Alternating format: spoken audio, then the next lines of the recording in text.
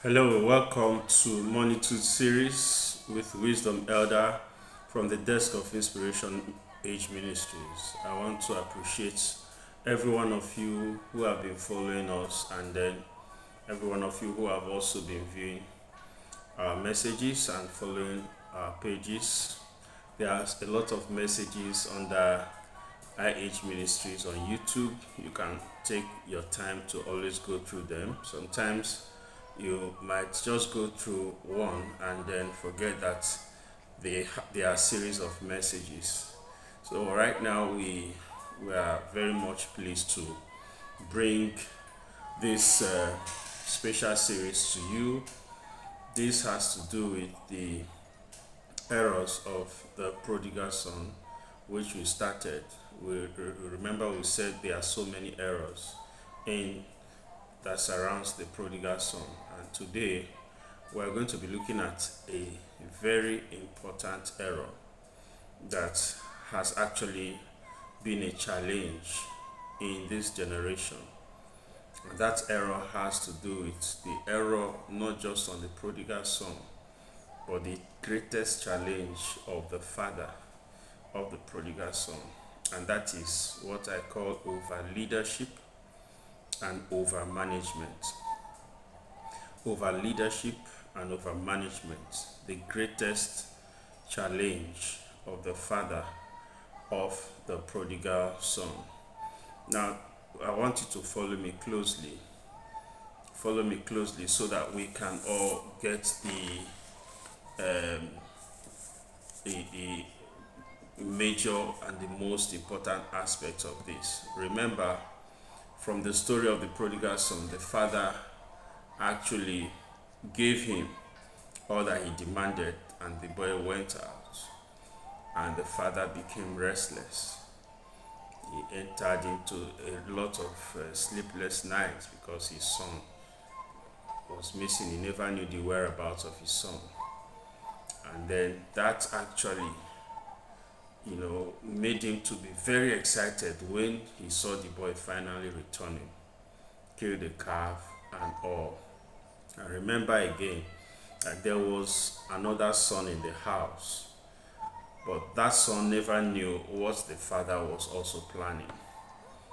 So this has made us to extract a very important lesson about the pattern of the father of the prodigal son that must have made the boy to become a prodigal son, that must have made the boy to come up with such decision that he needs to go out. And this we call over leadership and over management. I want to drag us back. Yes, we're looking at Luke chapter 15 from 11 to 17, but I want to drag us back a little to Exodus chapter 18, verse 13 to 26. Exodus chapter 18, verse 13 to 26. Just understand this.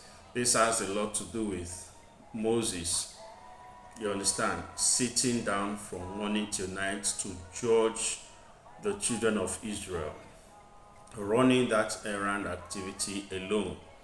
And as he kept on doing that, his father-in-law Jethro had to come and then give him advice on the way out. Now understand this in comparison. The prodigal son's father has been running the house alone according to his own understanding. And all of a sudden one day, the son got up and said, "Man, I want to leave." Now, what was wrong? What were the greatest challenges of this father? What was he not doing right? What were the burden that was existing? Because as far as management is concerned, whatever happens to an organization cannot be actually required from the subordinates. It has to be required from the leadership of the organization. There are so many people in leadership position today who has taken their organizations and company to a stage of success and outstanding performance. And at such stage, they have lost touch of how to even manage the success that has come as a result of their leadership capacity. So they have led the company to greatness, but they have lost touch on how to manage the greatness that has come as a result of their capacity. So they are having issues that we call over leadership. Over leadership is what we call that. Over leadership is not the same thing as over management. Leadership is one thing, over leading is another thing. I just read the story of Moses and the children of Israel in Exodus chapter 18. What you saw there has a lot to do with over leadership. In the case of Moses, judging from morning till night. But what Jethro came to advise him has to do with how to manage the current situation, the current breakthrough, the current success, if you might call it. Because this is a man who never had followers. And all of a sudden, he's having 4 million followers. People of Israel following behind him because he's taking them into the promised land. So he has a lot of followers. But the challenge now is, how do you manage the breakthrough that you have now gotten? Most people enter into the error of depending on the strategy that took them to that level of breakthrough. That is over leadership. Whereas most people as well have the error of depending on the management strategy that has made them to stabilize the company without any challenge whatsoever. They have managed to stabilize the company and they are not having challenge. They have routine and they are managing to make sure everybody follows that routine as a standard. Keeping it like that, keeping it that way over and over and over, because that is the way that maybe must have taken them there. They decide to keep it that way in order to defend either the territory or the integrity or the quality, or you call it the standard of the organization. So you keep it that way. So this happens in many homes. So by the time you are keeping it that way, there will be some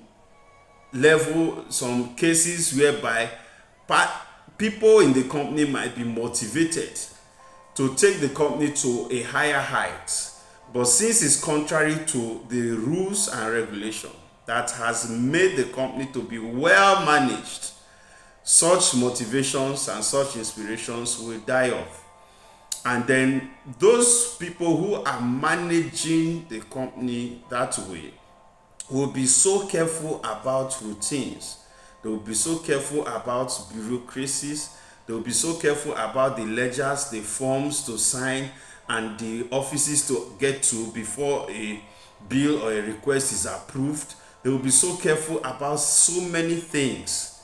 This will be their most important aspect in terms of management, and every other thing might not be so much as important to them. In business world, these companies finally become extincted. They finally go out of business because there is always a change that is happening in the world, and once there is change and you are not improving, you are not adapting to change, you'll be left behind, and sooner or later those who have adapted to change takes over the market space, and then you'll be left behind, and then you go out of business. So this pattern of their own strategy is what we call over management. Over management has a lot to do with following your routine and minding those routines, and then discarding every other thing that will interfere with the routine. Most people who do this, they are so careful. When you are raising a family, for example, you are so careful about the management. You are so careful The time everybody comes home, you are so careful about how they keep to the rules and regulation, not minding any other thing except those patterns. And you do that because that is all you know. Like we said in one of our series, everything you do is all you know. You are not exceeding that. So right now, when somebody begin to have a challenge of overmanagement, then the person will begin to have crisis with followership. They will begin to have crisis with followership. Most people will be more inspired than him, and they will be wondering, where are we heading to? Because I have a lot of ideas that can take us further, but is not accepted. And then some people will be saying, I know how I can do this thing further, but yeah, there's no opportunity.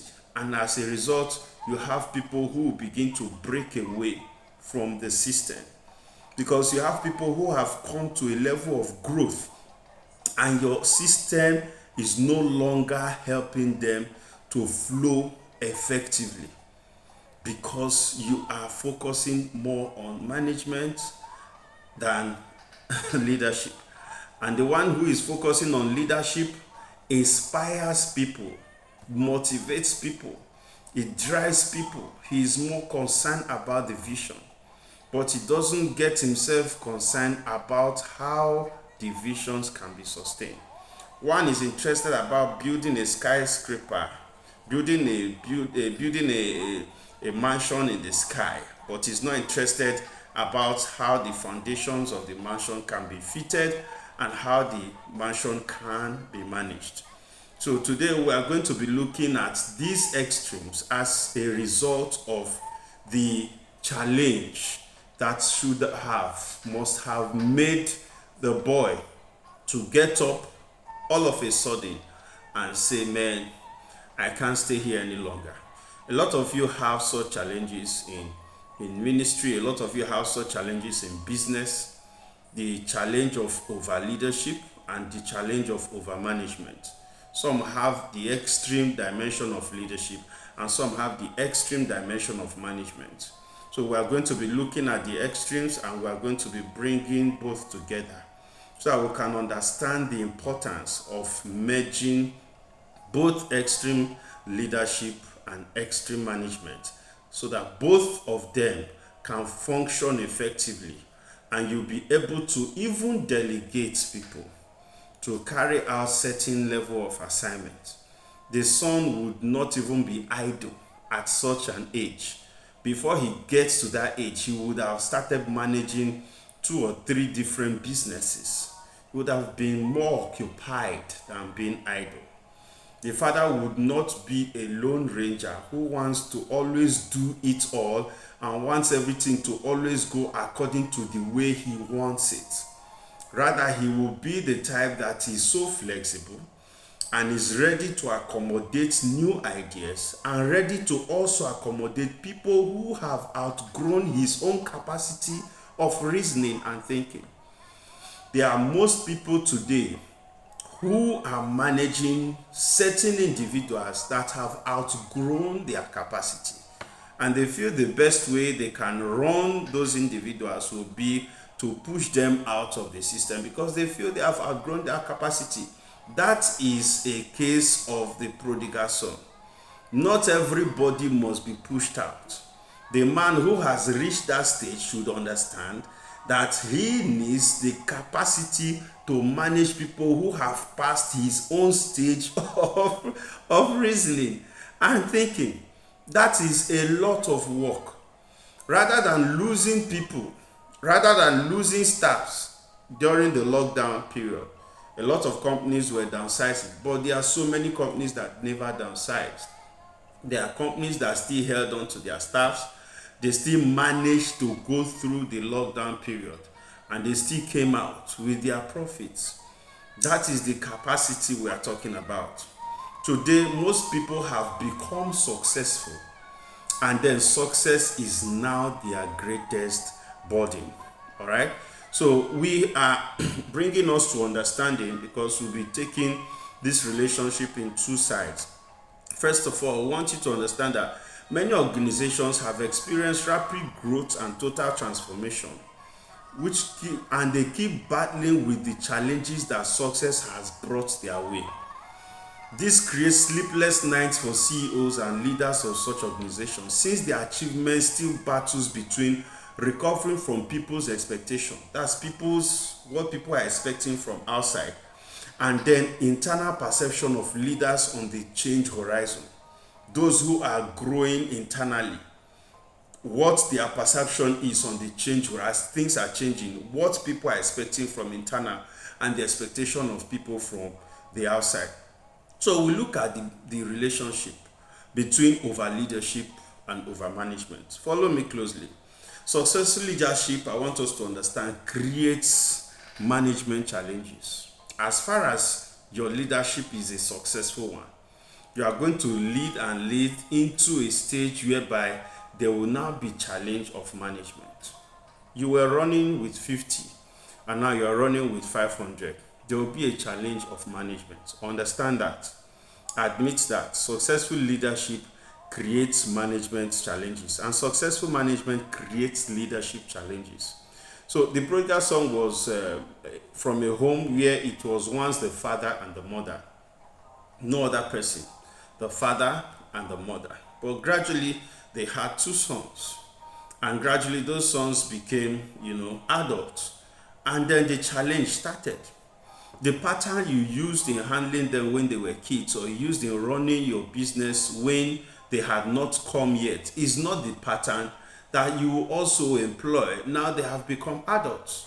Before the prodigal son will come and now start confronting you to give you the portion that is due to him, there must be some things that he has outgrown. But situationally, it didn't grow from outside, it grew from within. So because the pattern of leadership was tilted towards one direction, that boy was not well handled before he got to the stage that he entered into. Remember, I said in leadership, when there is an error in the organization, the leader is held accountable. So as far as the house of the prodigal son is concerned, in this context, in this series, in this edition, we are looking at the challenge of the father of the prodigal son. What made the guy to finally leave? All right? Understand that you can't manage your way out of crisis. Understand that. In management, when you are over managing, understand that when there is crisis, you can't, because you will be so much concerned about routine that the best solution would be to be cutting people off. That's over management. And you can't lead your way into stability. Understand that over leadership does not actually stabilize. It causes growth, it causes expansion, it causes rapid development. But in terms of stability, it does not give stability. Over leadership is going to be like a bridge. Let's say in Nigeria, for example, there is a bridge called Third Mainland Bridge in Lagos. Now, over leadership is going to be like the Third Mainland Bridge only having one stand under the bridge at the beginning of the Third Mainland Bridge, and then there is no other supporting bridges under it that will hold the road until it gets to the other side. So we just have one long bridge that is like this, and then one stand here, and the rest part of it does not have any support whatsoever. That is over leadership case. Over leadership case is like this. So everything comes from the head. Everything rose from this position, and there is no supporting pavements that will support this bridge to stand. So everything runs back to this place, and then nothing is supporting whatever is coming from here in order to make it stand. That's when there is over leadership. All the activity comes from one place. The motivation is coming from one direction, is driving everybody. At the end of the day, he has not established structures that can sustain the motivation. He has not established structures that can sustain the inspiration. He has not established structures that can sustain the passion. There are no routines that can be able to rearrange or direct or guide the passion, the expansion, the increase, the explosion. So one way or the other, there is an explosion, but the other way, there is no management strategy to handle the explosion. All right. So people keep leading like this, and that's why we say over leadership can never get into stability because it's leading and it's driving. And that's why we say over management cannot get, it can never, will always, can never get out of chaos. You can't lead your way out of chaos. You can't manage your way out of chaos. As you manage, you keep strolling and keep strolling. If there is crisis, the crisis will cut people off. That's over management. So chaotic organizations are overled. Stagnant organizations are overmanaged. Warren Buffett puts it this way: failing organizations are usually overmanaged and underled. When organizations create the swing between being overmanaged and overled, one creates the need for the other. Overmanaged organizations have systems and processes with no passion. Overled organizations have hearts with stability and chaos. Let us look at the characteristics of overmanaged organization. Encounter the vivid illustration. First, systems are drained in overmanaged organization. You have 3 requisition forms for a box of paper clips in overmanaged organization. People go through the motions but have forgotten their purposes in overmanaged organization.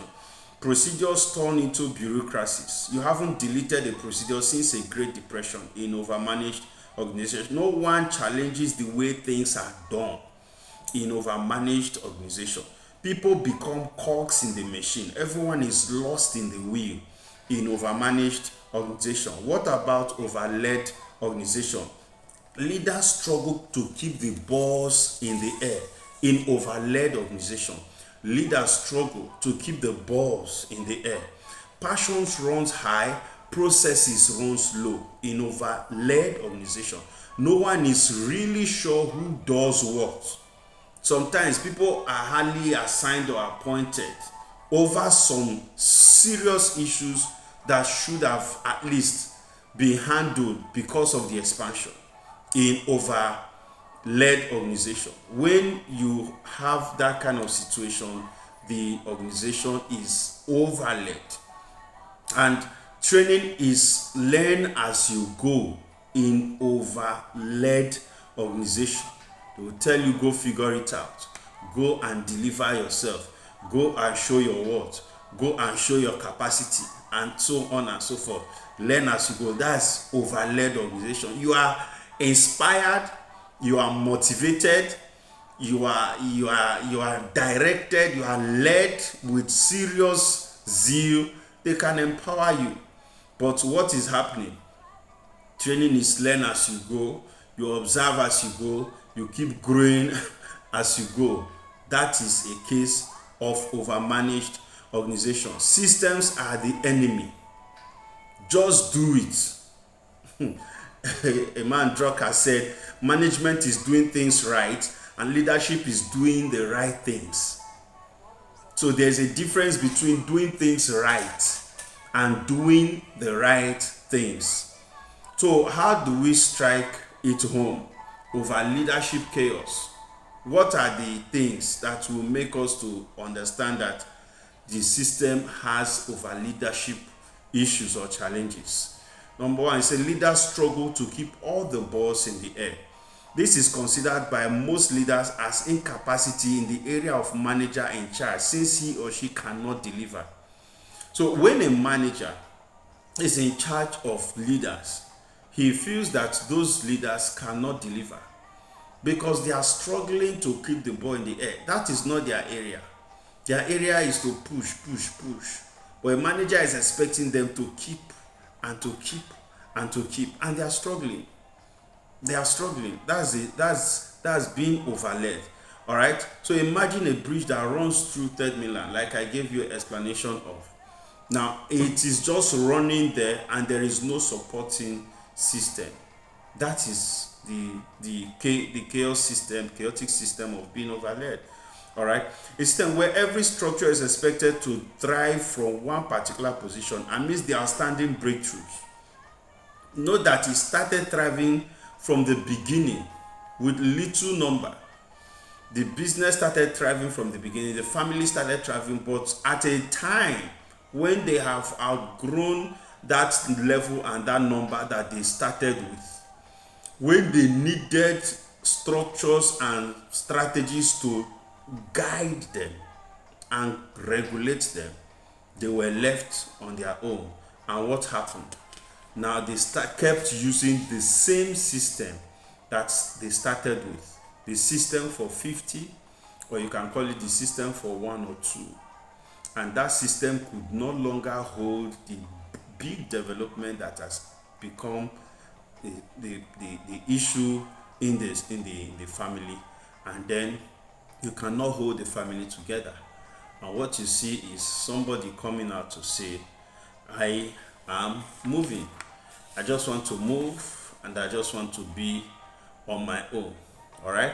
So what are the likely solutions to this challenge in case you're facing that right now? You're facing a situation whereby the family has outgrown you, the children has outgrown you, they have become bigger than your capacity, and you feel your capacity or style should be adhered to.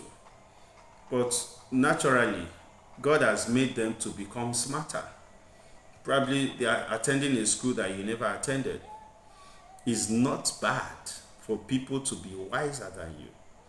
It's not bad for you to employ those who scare you.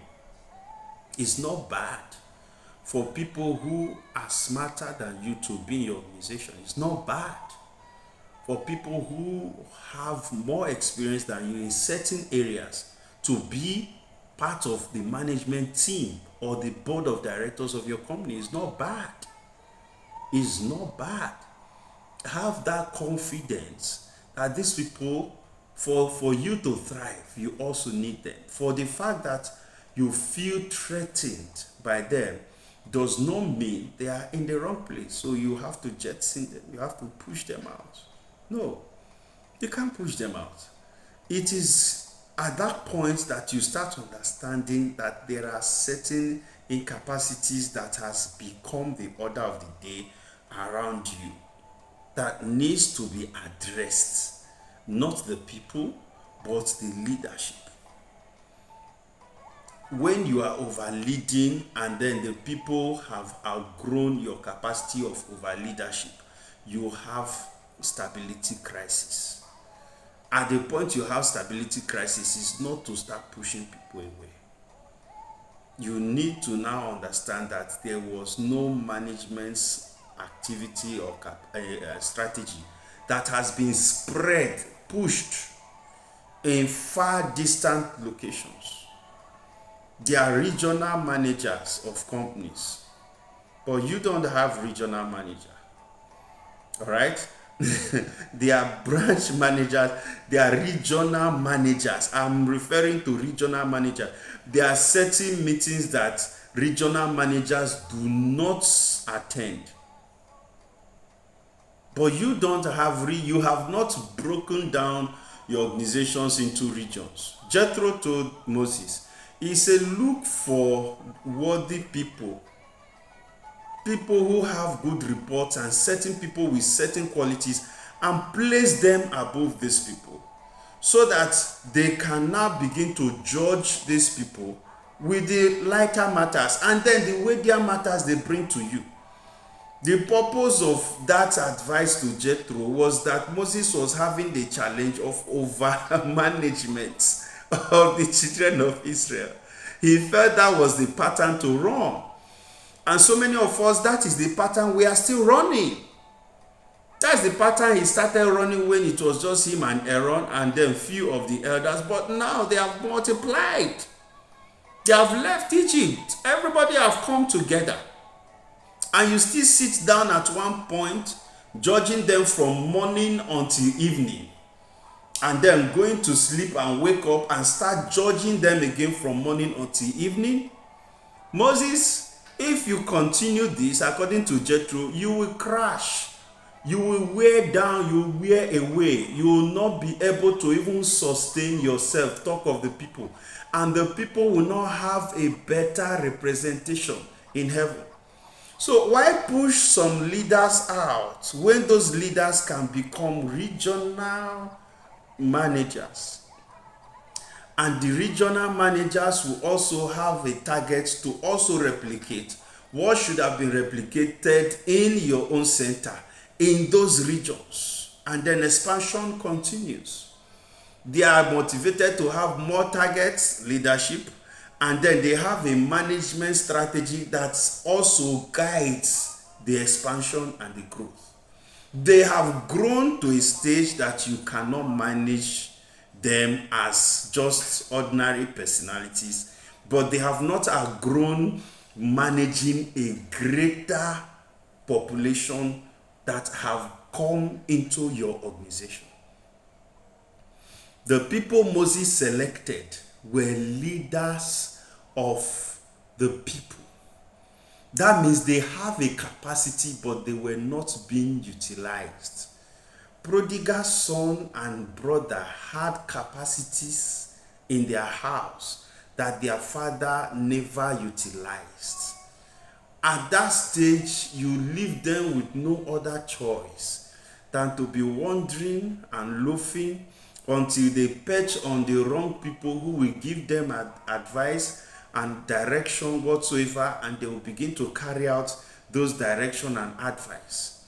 Whereas you have all it takes. Imagine the first son coming back one evening and saw party going on in his house. That means the father does not even have a system that makes everybody to understand what he's doing. Does not have a working system as far as administration was concerned.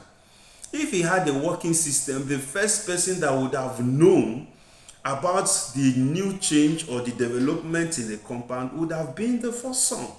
At least he would have known, because the system would have said, approve a cow to be killed, and they would have approved the cow, sent it for approval, and all the rest of them, party and all the rest of them will be going on in the house today. Announcement will go on, circular will go on, and the people who are involved, different departments that are involved, will go into action at once to make this thing happen. Now, if that is management, right? Okay, now, if the leadership was effective, he would have been able also to have made this person to be involved in proper administration of duties and responsibilities. So that when the other one has come, this one would have known that this is actually going on or about to happen, just to celebrate the return, the discovery of the lost child, Sephini. But the guy asked one of the servants, what is happening? And he said, have you not heard? Your brother that was lost is back, and that your father now killed the fattest calf. And the guy got angry and said, Father, I've been here all these years with you. Imagine that.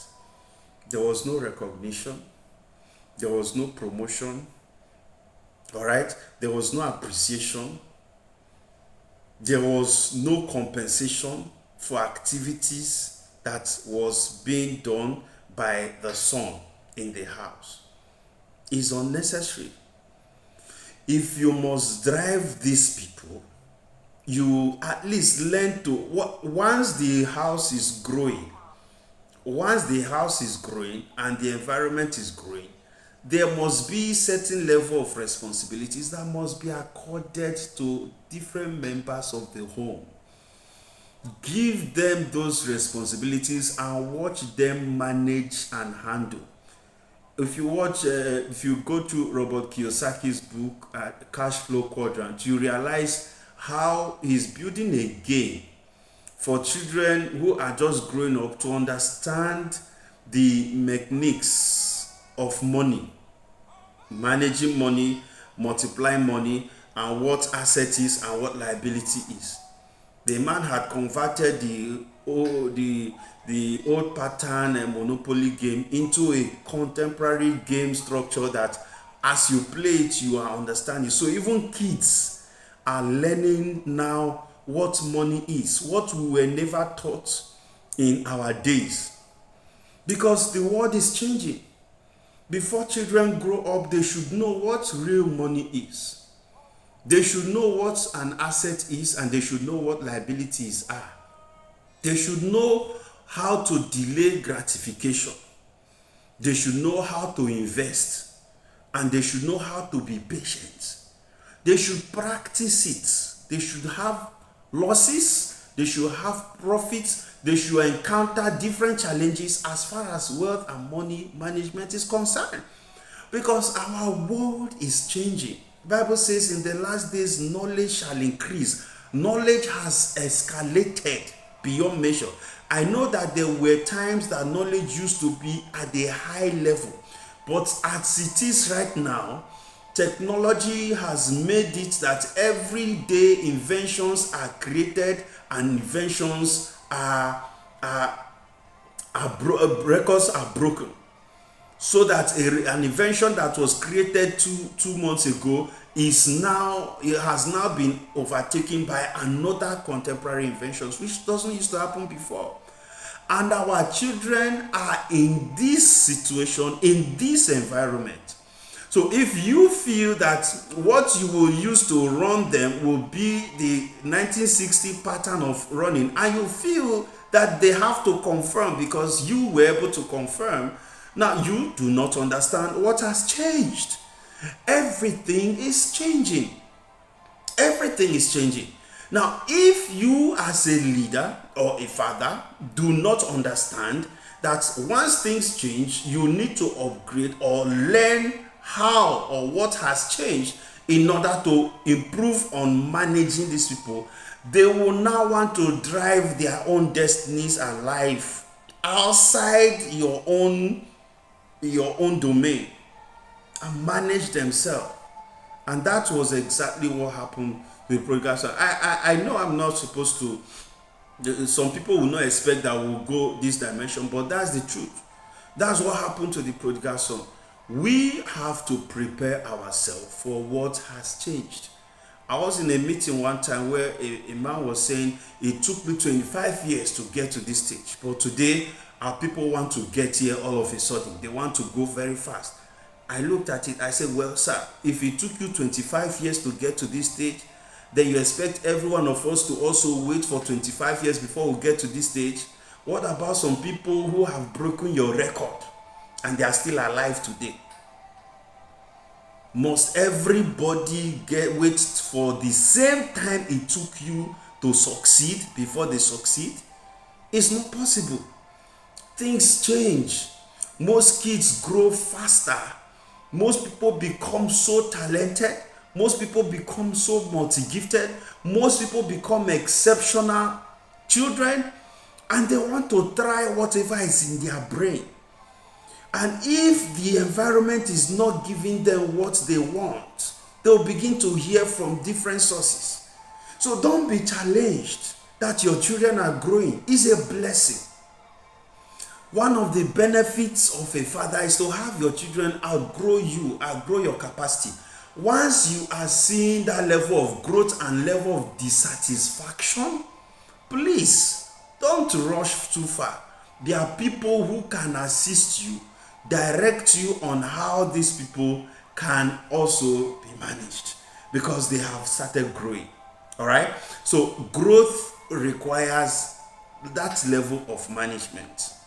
Growth requires, as you inspire them, you also give them the right management. So what are the solutions? Like we said, we're going to go into solution. Number one, a collision of the opposite is the answer to overmanaged or overled. There must be a collision of the opposites. You must bring the two together. If you are going one direction, like Nokia, you go obsolete. Like BlackBerry, you go obsolete. But if you are bringing the two together, definitely you'll be able to stabilize. In those days, there's a ministry we know as Full Gospel Businessmen Ministries.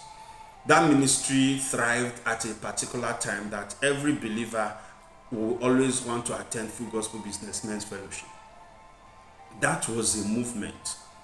But one thing you have to understand is that at a time, a lot of people have reduced in terms of attending Full Gospel Businessmen's Fellowship. Most of those things that we used to see in Full Gospel Businessmen's Fellowship, most churches started replicating them. So the wave of Full Gospel Businessmen's Fellowship came as a movement. And a movement will always come for a particular season and a particular time. For you to sustain the tempo of that movement, that means you must be ready to upgrade or improve. Then we used to run our meetings and fellowships in hotels.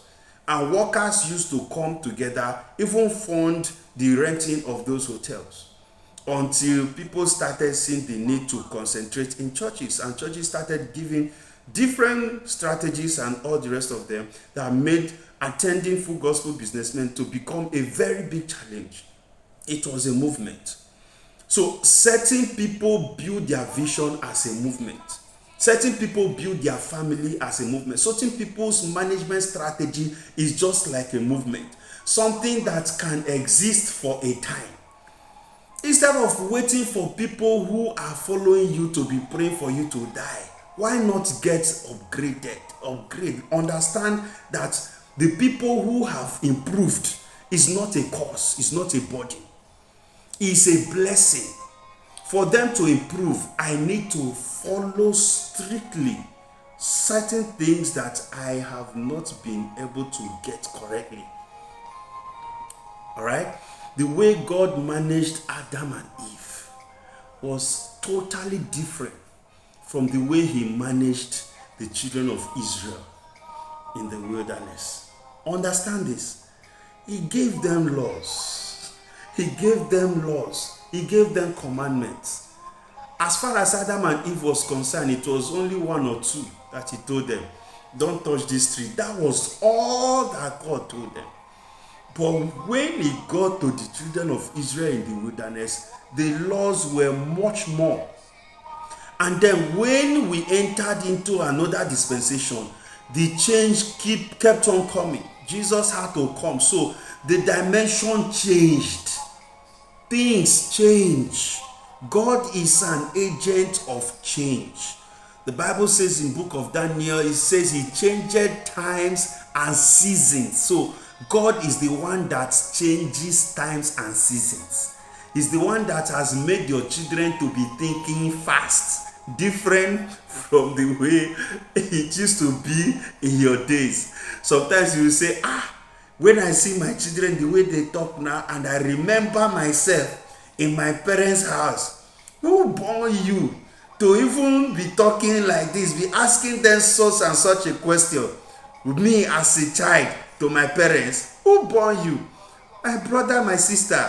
Today, a lot has changed. It's not changing for bad, it's changing for good. We are teaching people how to express themselves because of certain inhibitions that we went through, because we were not taught on how to express ourselves. So we did not even make it good in relationships.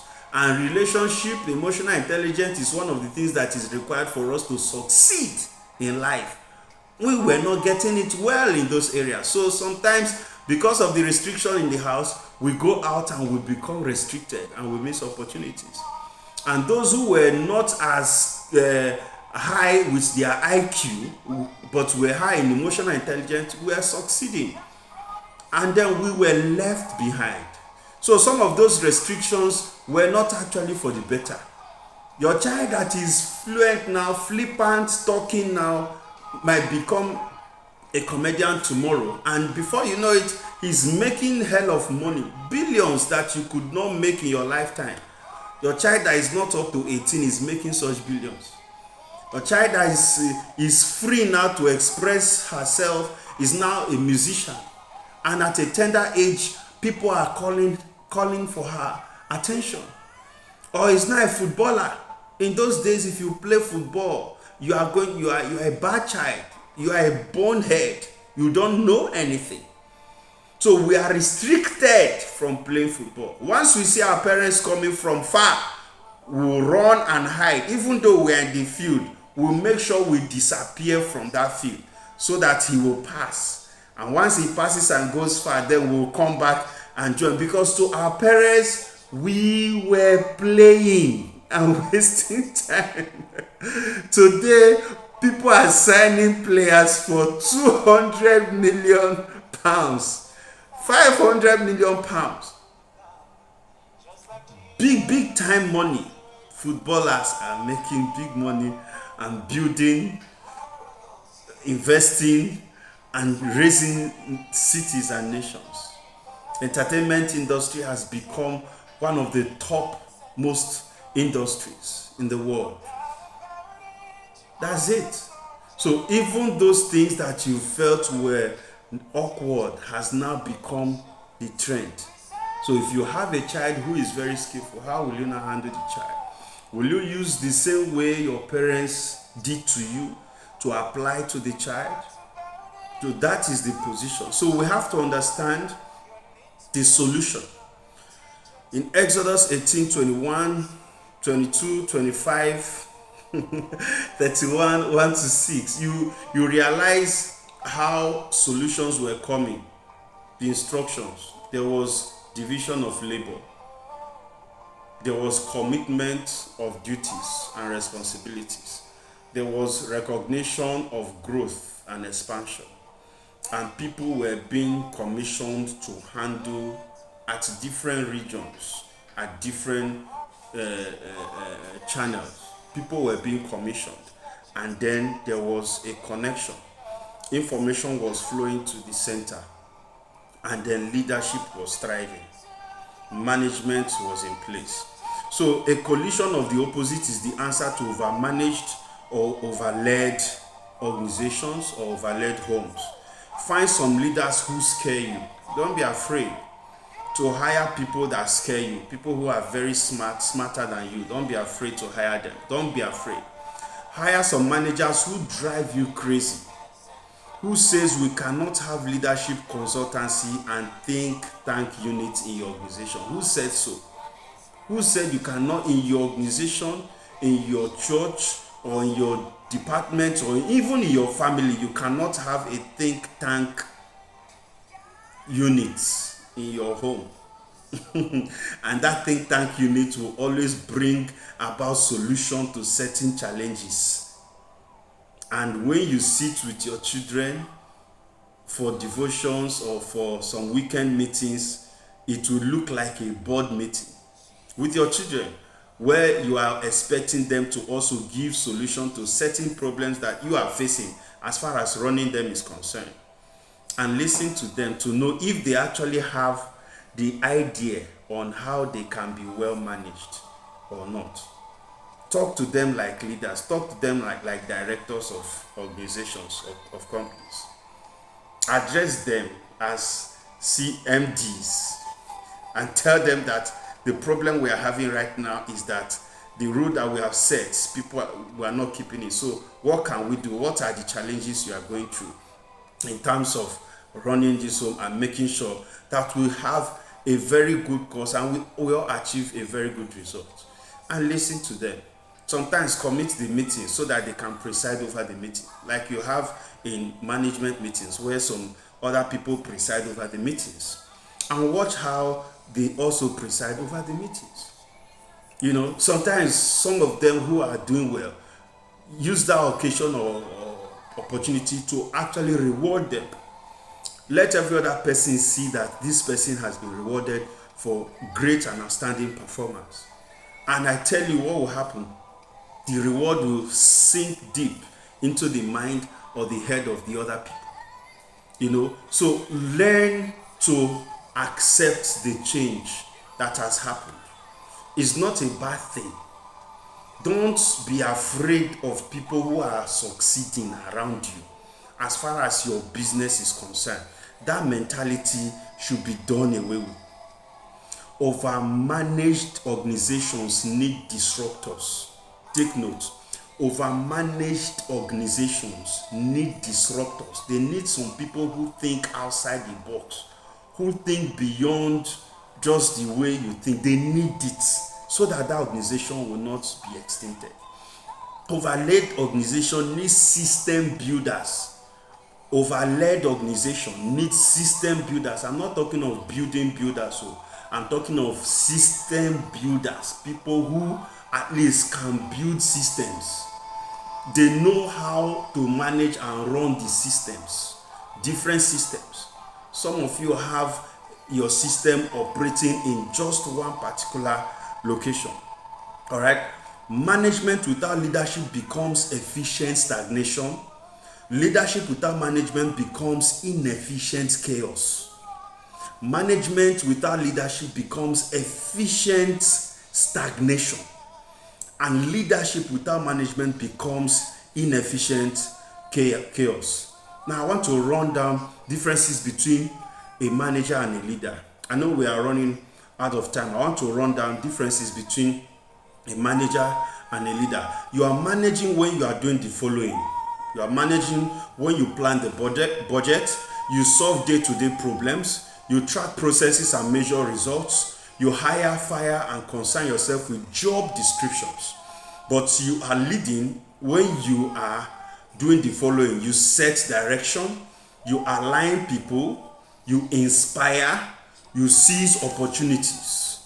You lead people, you inspire, you align people, and you seize opportunities. So the leader is always watching out for opportunities. Let me tell you, in most organizations, some of you that are discarding some people you are discarding have leadership qualities. They don't have management qualities.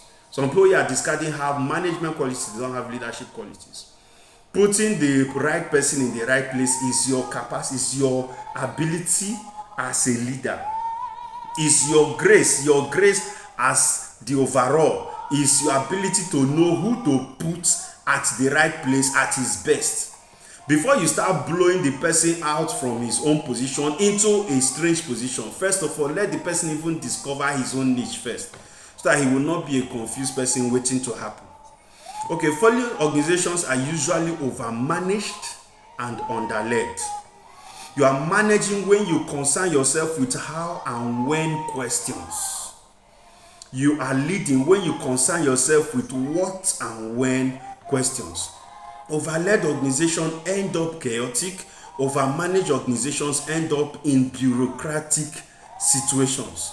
Leaders need managers and managers need leaders. It's a matter of context. You need both parties to soar, to function. Most children make good leaders. They don't make good managers. Most children make good managers. They don't make good leaders. Your ability to spot them out matters a lot. Leadership drives change. Managers require stability to deliver results reliably. So you need, as much as you need change, you also need stability. As much as you need to motivate people, as much as you need to inspire people, you also need the people that are well coordinated. So these two work together. And it does not work in one spot as far as your organization is concerned. It has passed the level of 50 or 100. It is blowing into 500 or 1,000. It does not work at one spot.